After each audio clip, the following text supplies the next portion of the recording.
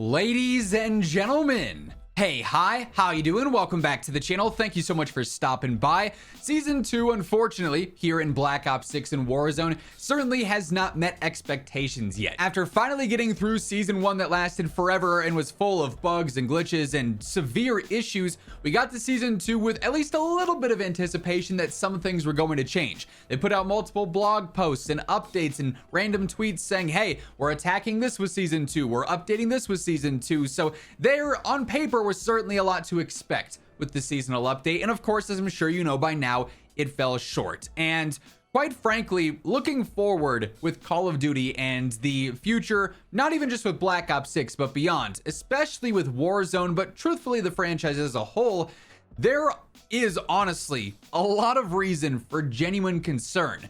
And it just seems a little head scratching as to why this is the same sentiment update after update after update, when on paper they continue to say, okay, it's going to get better this season, it's going to get better with this update, and then that just doesn't happen, right? There's a couple of posts here that I want to focus on that sort of highlight my concern, if you will, for the future. Charlie Intel initially posts this saying, seems like the Warzone Season 2 update did not do much to fix the game. A lot of the sentiment that I've seen is that, yeah, there were changes with Warzone Season 2.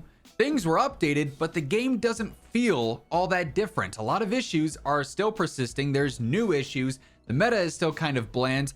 By the time that this video gets uploaded, I'm not sure what day I'm going to post this, but there's a good chance that in the past couple of days, there's been updates to change some things and to fix some things, and that's great. But it always shouldn't have to happen a week after the new season drops, when that seasonal update was supposed to be the one that fixed this and the one that fixed that. Anyways, many issues still remain. Some of the movement updates don't even feel different. Things like the bunny hop and whatnot wasn't working correctly. The meta is still the same, and hackers are still running rampant, even with the Ricochet update. And the unfortunate reality as to why I feel like, and I think a lot of people feel like, there's been no real reaction from Call of Duty outside of their very generic responses. Let's put it how it is, you know, the PR responses, is because the game is still making money. You know, the sentiment online, what you see in my comment section, what you may see on Twitter or on Reddit, we are still, at the end of the day, a player-based minority. The vast majority of the people on this game spending money and playing it on a day-in, day-out basis are a much more casual audience that is not socially online. And so you have situations like this where no one that I'm seeing is particularly thrilled with Season 2, right? There are some people who are enjoying it more than others, and that's fantastic. I'm truly glad you're enjoying the game, and there's elements of it that I've enjoyed quite a bit. I've played a good bit of Warzone, and like, I have fun with my friends, but it's more so the, you know, the time that I'm spending playing games with my friends that's making it super enjoyable, rather than just the core gameplay, which is good in some elements, but also a little bit stagnant, a little bit monotonous in others, right? It's Call of Duty, you know what to expect. Anyway, I digress. The general sentiment around Season 2 is no bueno, right? Not great. And yet, Black Cell Season 2, the second most purchased item on Steam, despite the fact that for the past 2 months, essentially, Steam has only dropped and dropped and dropped and dropped in player count. New season drops and immediately it's a top seller, and Black Cell's the #1 seller, and it's probably a similar trend on console as well. They continue to make boatloads of money on this game, despite the fact that online players are not super thrilled with it, because seemingly they know that that casual audience is okay. They're content with that game, and they're content with the state of it. And while they do make changes here and there, because yes, it's a live service, and there are devs there that actively want the game to get better for the socially online audience and for the casual audience, it still doesn't meet the mark. But there's an okay element to that, because the money is still rolling in for the suits, ultimately, that are in charge of the most pivotal decisions, right? I mean, the first thing you see in the patch notes from the Season 2 update is the Ricochet update. And within hours of the season being out, you have clip surfacing of players running around with the ice staff in Warzone, cheating that into the game, or hackers aimbotting and wall hacking, despite how much they hyped up the anti-cheat with kernel level updates and server-side protections and all that. It's yet another situation where we see them talk and they promote and they write it on paper, and then the execution doesn't follow through. It doesn't live up to what we heard beforehand was supposed to be coming. And they might not ever get into the details there with the anti-cheat because they don't want to give too much away. But at what point do you say, okay, Ricochet clearly is not the answer, because it's been years now and it seems like very little has changed in the approach to cheaters, despite numerous updates again and again and again telling us something's going to change. Courage ended up posting this tweet, and it's really the reason that I wanted to start talking about this in this video, sort of coinciding with what they ended up saying in the community post, actually, which we'll get to in just a moment. But Courage says, it's so sad to see the state of Warzone. I don't remember the last time I saw Jack playing Call of Duty. It might have been like during Black Ops 6 beta or whatever, right? But he's, I think, primarily on Fortnite or Marvel Rivals.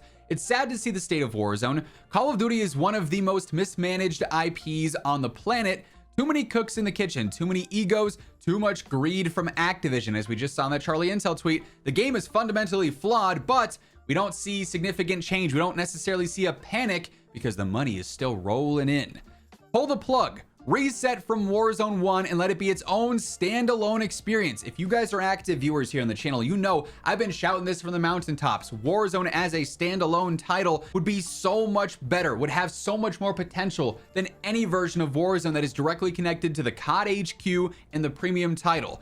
Only add in additive updates, take the Fortnite route, take the Apex route, have it be a continuously evolving game and not a it goes for a year, full reset, everything's broken. It fixes, it goes for half a year, full reset, everything's broken. It fixes, it's good every single time, right?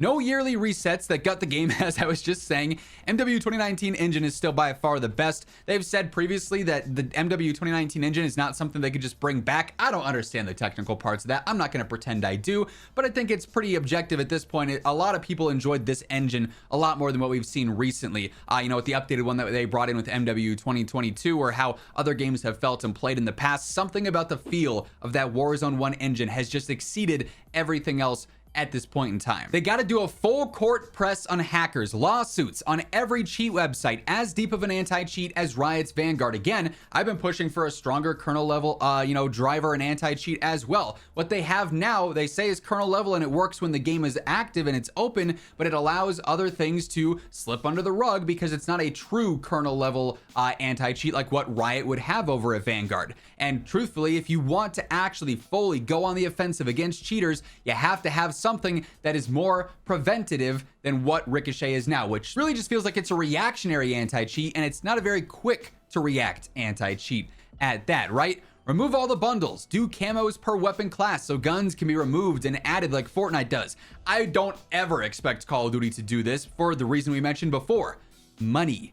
But there is so much emphasis on buy this bundle, new battle pass, black cell, event you have to pay for, all while the game is busted at a fundamental level.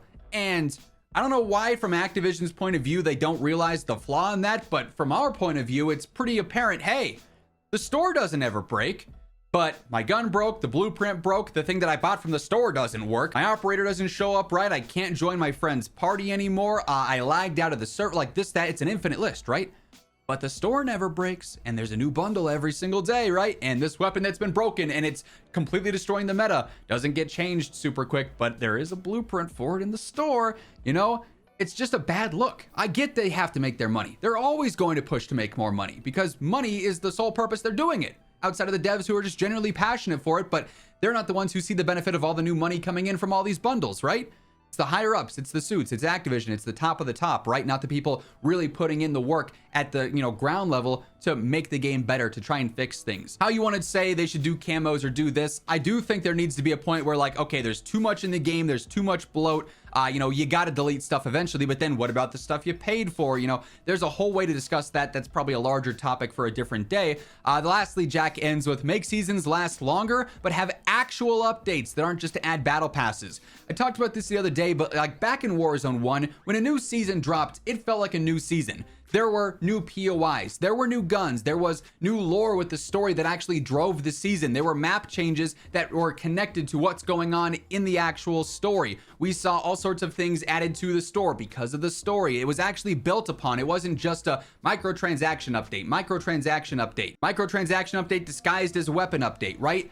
There was so much more identity to the game back then, and now that doesn't really feel the same. Every seasonal update, yeah, sure, you might get new weapons or you might get a new mode or whatever, right? But it's like the same recycle. Hey, it's going to be these 4 things that get refreshed or are new every season, and there's not really an identity to it. It's much more one-dimensional. than before. And I fully agree pretty much with everything that Jack here is saying. Warzone's future is much brighter and it's much greater if it's a standalone thing and it's not directly connected to Call of Duty and they rework how they approach it. But based off of Call of Duty's words, I really am concerned that they don't even think of this as a possibility. At the end of COD's community update, they end up saying this: Black Ops 6 Warzone integration is the first time that has brought our teams together to produce the game in a unified development environment. This transformation has presented its share of obstacles, basically them explaining why this integration has been so buggy and so problematic up until this point. It paves the way for more ambitious updates and closer collaboration in the future. So rather than taking Warzone further away from the premium title and making it its own standalone thing, their wording, their description here almost seems like they're trying to force it more together, have it be more connected. And that's not to say a standalone Warzone title can't connect in a sense to multiplayer. You could share themes and you could share weapons and cosmetics and have, like, you know, the same direction of the game. Like if it's a futuristic premium title, the Warzone experience can be based around futuristic stuff. It just doesn't have to be one-to-one connected, because clearly that crisscross there is a large reason why this is so problematic year over year over year, despite things being put into place that should be countering that and making it more seamless. So this is not the first time that we've heard things are going to be more seamless in the future, and yet things aren't getting more seamless in the future, right? So this conflicts with what I think, and I think what a lot of people think, that was a lot of thinking, is the optimal direction for Warzone. And that's really concerning for me.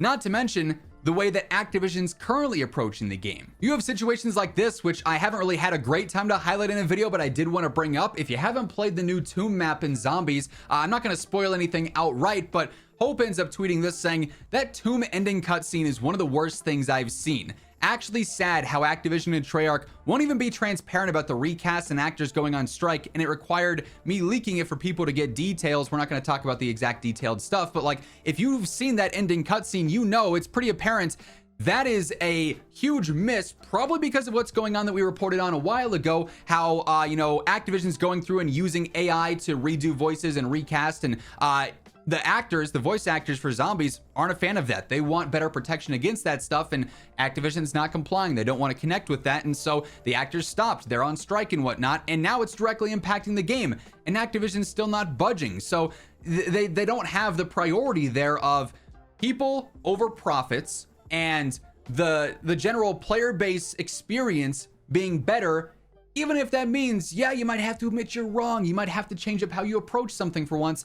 It just seems like their priorities are extremely backwards, something that I've said before, but it doesn't necessarily spark a sense of hope for the future. No pun intended here, looking at Hope's tweet, right? But it doesn't necessarily indicate that things are going to drastically turn around in the future when they double down on so much, and then when they talk about the future in a very different way from what a lot of us think maybe is the more optimal way to go.